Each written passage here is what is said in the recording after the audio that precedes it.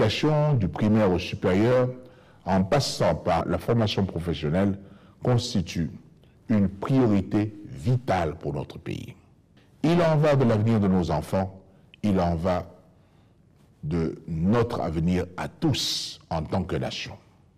Ayant pleinement conscience que la jeunesse est l'avenir du Gabon, les gouvernements qui se sont succédés ont tout fait de porter l'ambition de permettre notamment aux étudiants de trouver leur place dans la société, mettant tout en œuvre pour permettre à chaque étudiant, d'où qu'il vient, de réaliser son projet de vie grâce à un soutien financier égal pour tous, la bourse d'études. Peu après les indépendances, l'État gabonais a mis en place une politique d'accompagnement des jeunes Gabonais en formation basée sur un système d'attribution de bourses et de gestion d'étudiants boursiers. L'organe à charge de cette activité, érigé en Direction générale des bourses et stages, est créé en 1974.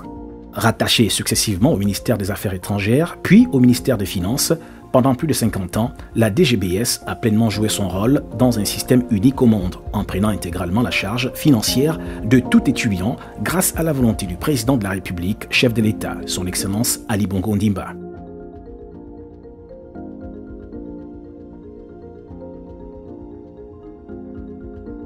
Lorsqu'en 2011, la Direction générale des bourses et stages fait place à l'Agence nationale des bourses du Gabon, la nouvelle entité, l'ANBG, désormais placée sous la tutelle administrative de la présidence de la République, est créée avec la mission de pérenniser un système constitué de dispositifs d'accompagnement et de prise en charge pertinents en y consacrant plus de ressources pour plus d'aide et mieux d'aide.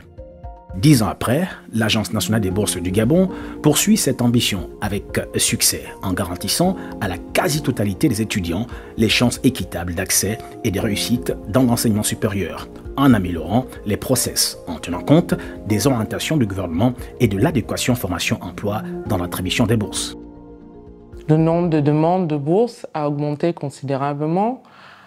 C'est une bonne chose d'ailleurs, parce que de plus en plus de jeunes saisissent l'opportunité que l'État leur offre à étudier dans les établissements qui peut-être ne sont pas à leur portée et à saisir la possibilité d'avoir un meilleur avenir, de trouver un emploi qui va leur permettre de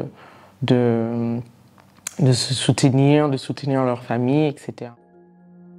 Pendant ces 10 années, l'ANBG a adapté en le modernisant son fonctionnement aux besoins de l'étudiant, conformément aux orientations du gouvernement, en œuvrant chaque jour pour offrir aux étudiants la possibilité d'intégrer une formation qui leur permettra de trouver un travail avec du sens, de réussir leurs études et de pouvoir évoluer tout au long de leur carrière.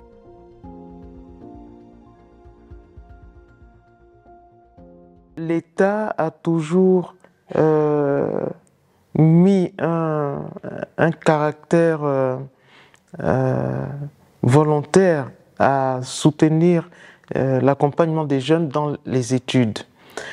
Le caractère unique, c'est le package qu'il faut considérer, c'est le niveau de prise en charge qui est total et non partiel comme on le voit ailleurs. Nos partenaires d'ailleurs ne cessent de nous dire qu'il est unique au monde parce qu'il prend en charge le transport, les billets d'études, les billets stages, les billets recherche, billets rapatriement à la fin des études, billets pour aller concourir pour le cas spécifique de nos classes préparatoires. Vous voyez qu'en termes de transport, tout est fait. Nous avons également à ce package la couverture médicale. Nous avons les frais de vie et d'entretien, donc cet argent qui parvient dans les mains des enfants appelés communément bourses. Nous avons également les frais de scolarité qui varient d'un établissement à l'autre selon qu'on est au privé ou au public avec les frais d'inscription. Donc vous voyez que la prise en charge continue d'être importante parce que pour les thésards, une prime de recherche leur est donnée.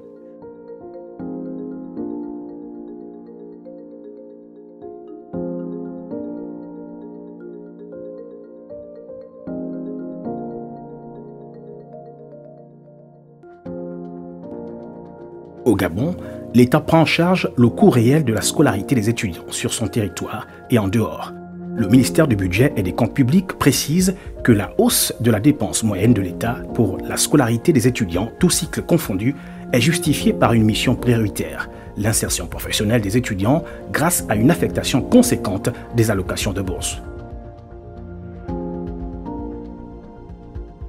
Donc ça prouve quand même l'importance que les plus hautes autorités accordent à la formation.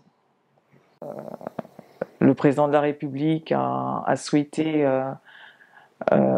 accorder un peu plus de valeur à la bourse et il avait décidé d'augmenter, de revaloriser le montant de la bourse. Au niveau de la prise en charge, elle s'est beaucoup améliorée parce qu'avant, on avait des plafonds en ce qui concerne les frais de formation. Or, il a décidé aussi une prise en charge complète des frais de formation. Donc, il y a pas mal de choses qui ont été améliorées. Donc, quand on regarde en arrière, on peut se dire quand même qu'on a fait beaucoup de chemin au niveau de la prise en charge des étudiants boursiers et que les Gabonais ont quand même beaucoup de chance d'avoir ce système-là. Dans le cadre de ces missions, il est apparu nécessaire à l'ANBG d'assurer la mobilité de stage des étudiants en créant, grâce au partenariat, un environnement qui permet l'épanouissement de ces étudiants, en les poussant à rechercher une formation de qualité par l'immersion professionnelle. L'objectif principal des programmes spéciaux, c'est de lutter contre la problématique de l'adéquation formation-emploi. Et c'est donc grâce à ça qu'on a décidé de mettre en place un mécanisme qui va professionnaliser les étudiants et leur offrir l'emploi à la fin de leur formation. Nous répondons donc spécifiquement aux besoins des entreprises. Nous formons selon leurs besoins, mais eux, ils ont la contrainte d'offrir des stages de manière continue et d'offrir l'emploi à la fin des études. Ce qui va faire en sorte que ces étudiants vont avoir de l'expérience tout au long de leur formation. L'amélioration majeure du système de gestion des bourses depuis 2011 est certainement la dématérialisation. Elle porte à elle seule l'évolution de la réforme de l'ensemble du système vers la transformation digitale. Bien plus qu'une option, la dématérialisation a permis de réduire le coût de traitement des dossiers de bourse de plus de 90%, de raccourcir leur temps de traitement pratiquement de moitié, globalement de gagner du temps dans les processus, mais aussi de gagner en réactivité. Il y a effectivement à ce niveau-là un progrès qui ne dit pas son nom. Parce que de façon générale, au niveau de l'administration publique dans notre pays, l'Agence nationale des bourses du Gabon est citée parmi les administrations qui se sont véritablement développées au niveau de la digitalisation. Aujourd'hui, vous demandez, vous sollicitez la bourse en étant chez vous, si vous êtes tant soit peu équipé, que vous le soyez vous-même ou un membre de votre famille, eh bien, la demande de bourse se fait en famille, chez soi. Réduction des inégalités et démocratisation en matière de demande de bourse. Ces deux éléments font que, effectivement, la dématérialisation est une plus-value, pour dire simplement les choses, pour l'ANBG. Au cours de cette dernière décennie, l'ANBG est engagée dans un processus plus global de transformation qui implique de repenser toute l'organisation de l'agence en y intégrant les nouvelles technologies digitales dans ses opérations. Le processus suit son cours à la satisfaction des étudiants, sans doute parce que la prise en charge financière de la vie étudiante est intégrale. La transformation digitale de l'ANBG pour bâtir vise la confiance, la promotion de la transparence et favoriser l'inclusion financière des étudiants. L'ANBG se rapproche de plus en plus des apprenants et demandeurs de bourse, au sens où elle a instruit ses équipes techniques pour la mise en place d'une infrastructure sécurisée, collaborative, qui permet aux apprenants, de n'importe où ils sont, de faire leur demande de bourse à distance. E-Bourse, c'est une application collaborative, s'il faut le dire, qui permet à l'ANBG de traiter les demandes de bourse de bout en bout, donc de la phase d'instruction jusqu'à la décision finale. Bien avant, il faut d'abord que les requérants puissent s'inscrire et faire une demande de bourse sur cette plateforme. Elle est collaborative au sens où une action de l'une des parties impacte l'autre. Je m'explique. Par exemple, lorsqu'on ouvre des sessions, des apprenants s'enrôlent, ils font les demandes de bourse. L'ANBG prend le relais en instruisant la demande jusqu'à la décision finale, donc l'attribution de bourse ou par la commission technique. Et au fur et à mesure du traitement des demandes d'une étape à une autre, l'apprenant est informé en temps réel. Donc, ce qui fait qu'à l'issue de la décision finale, s'ils sont des accords, les partenaires aussi sont automatiquement alertés de l'effectivité de la demande, par exemple, de l'apprenant. Si c'est par exemple un accord de bourse, l'étudiant est informé et à terme, l'établissement aussi est informé de la venue des nouveaux boursiers. Conscient de la nécessité pour les étudiants de disposer d'un instrument de paiement sécurisé, l'ANBG depuis 2014 a bancarisé l'ensemble des titulaires de bourse pour ainsi répondre aux demandes croissantes de bourse. Certes, proportionnellement au nombre croissant des étudiants. Le système a conduit les étudiants à plus de responsabilités et à l'ANBG à mettre fin au dysfonctionnement dans le paiement des bourses.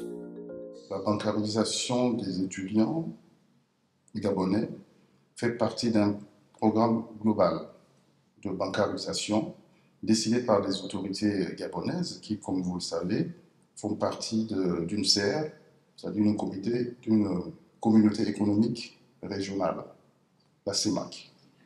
Et la CEMAC, dans son souci justement de bancariser la population de la CEMAC, a non pas instruit, mais a souhaité que tous les pays membres de la CEMAC passent progressivement à la bancarisation de tous ceux qui vivent dans cette région-là.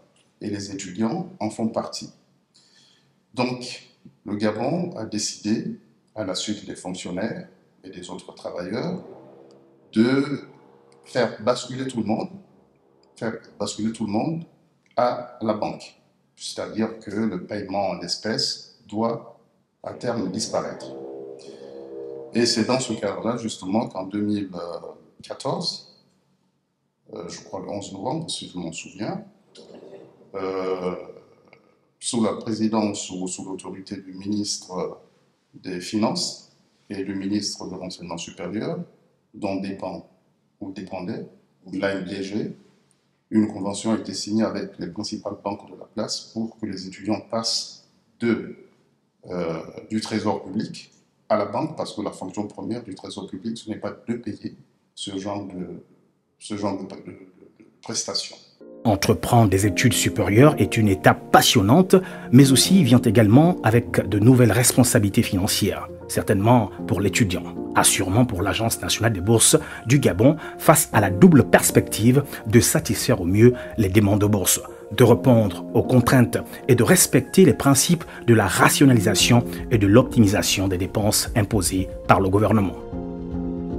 De 2002 à 2018, en cumulé, c'était 700 000 bourses qui avaient été octroyées aux étudiants gabonais pour une valeur de 413 milliards. Donc des sommes très conséquentes. Et qu'est-ce qu'on observait? On observait un taux de chômage très élevé. Une difficulté pour ces jeunes qui avaient pourtant reçu des formations à s'intégrer. Par ailleurs, lié à la jeunesse de notre nation, et à la croissance démographique, on observait un accroissement des demandes de bourse, puisqu'on recevait à l'époque à peu près 31 000 demandes de bourse. Donc, que fallait-il faire? Ben, la première chose, il fallait d'abord essayer de mettre en place une adéquation entre les formations qui étaient données et les besoins du marché. C'est-à-dire passer d'une formation plus généraliste à des formations techniques. Ça a été une période très riche de ma carrière professionnelle parce que je suis arrivé dans un contexte assez particulier. Le constat, c'était un environnement de travail qui était difficile pour les collaborateurs et au niveau des étudiants, il fallait revoir pas mal de choses. Il fallait rationaliser les dépenses de l'État. C'était la mission qui m'était confiée. Donc, dans un premier temps, on a amélioré les conditions de travail de l'ensemble des collaborateurs. Et après, il s'est agi de rationaliser les dépenses. Et à ce niveau, on avait constaté une inadéquation entre les années académiques et les années budgétaires. Les années académiques étaient anormalement longues depuis quelques années. Elles pouvaient y aller jusqu'à 16-17 mois d'année académique, alors que l'année budgétaire, elle a duré 12 mois. Donc il fallait remettre les choses ensemble et qu'elles soient cohérentes. Donc pour cela, on a dû prendre des mesures fortes, qui n'ont pas toujours été comprises au départ. Mais c'est ici l'occasion de saluer les présidents des différentes mutuelles étudiantes qui ont joué le jeu, qui ont participé aux discussions, qui ont préparé les discussions, la campagne d'explication auprès des étudiants. Et ce n'est qu'à l'issue de cela que tout le monde est tombé d'accord.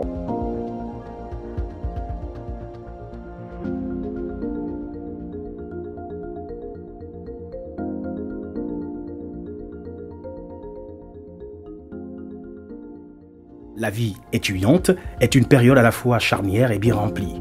En plus de devoir préparer son avenir professionnel, tout étudiant doit en parallèle apprendre à maîtriser une toute nouvelle autonomie financière. Que ce soit pour acheter un smartphone dorénavant indispensable, payer des abonnements au forfait Internet, un ordinateur portable ou pour payer des études universitaires, le système de gestion des bourses de l'ANBG permet à l'étudiant de planifier ses finances en tenant compte de sa situation actuelle et celle à venir.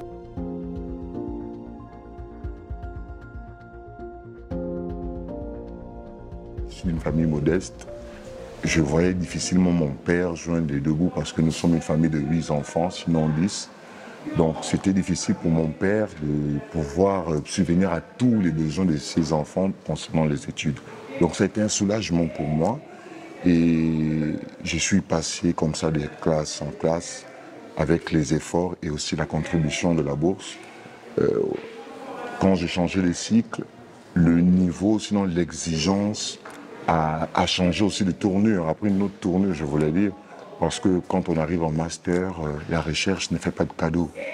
Et je dirais que la bourse, l'aspect économique de la bourse, l'apport, je voulais dire, c'est un apport pour la qualité de ce qu'on veut faire. S'il faudrait donner un conseil à mes frères et à mes sœurs, je dirais que c'est vrai, les conditions aujourd'hui dans lesquelles nous sommes plongés sont des conditions qui amènent les étudiants à déployer la bourse dans d'autres champs. Mais si nous voulons être compétitifs, si nous voulons répondre aux normes, et même internationales, les normes internationales, il faudrait utiliser la bourse selon les objectifs qu'on se fixe par rapport à nos études. Ça veut dire que s'il y a la nécessité de s'inscrire dans une bibliothèque, de s'inscrire ailleurs, nous devons le faire, vraiment. Parce que c'est la première richesse qu'on donne à nos parents, c'est le rendu. Nos parents seront fiers de nous par rapport au rendu et par rapport à la qualité d'études que nous sommes nous-mêmes donnés pour parvenir à nos objectifs. Donc vous comprenez que l'utilité de la bourse va au-delà même de ce pourquoi en réalité elle a été conçue. Alors que le nombre d'étudiants dans les universités nationales et étrangères est censé doubler au cours de la prochaine décennie, le rôle de l'ANBG met plus que jamais en lumière la nécessité d'offrir aux étudiants la possibilité de trouver et de financer des formations de qualité qui répondent aux besoins du monde socio-économique. Dans ce contexte, l'ANBG se doit d'innover, élément pertinent pour apporter une réponse aux exigences financières qui conditionnent un tant soit peu la réussite d'un parcours universitaire. Le renforcement du système d'accompagnement et d'aide aux étudiants confié à l'ANBG apparaît aujourd'hui comme un levier essentiel pour soutenir la politique de ce volet social et promouvoir un développement durable, comme le souhaite le chef de l'État, Ali Bongo Ondimba. Pour les perspectives d'avenir, nous souhaitons que le système se pérennise. C'est un système qui met tous les Gabonais d'accord. Tout le monde s'y retrouve. Il n'y a pas de discrimination, c'est véritablement l'égalité des chances. Et nous souhaitons à terme que le système demeure avec toutes les améliorations et que les pouvoirs publics puisse continuer à maintenir, chacun dans sa position, les contraintes qui sont les nôtres pour pouvoir accompagner efficacement l'étudiant dans son projet d'études.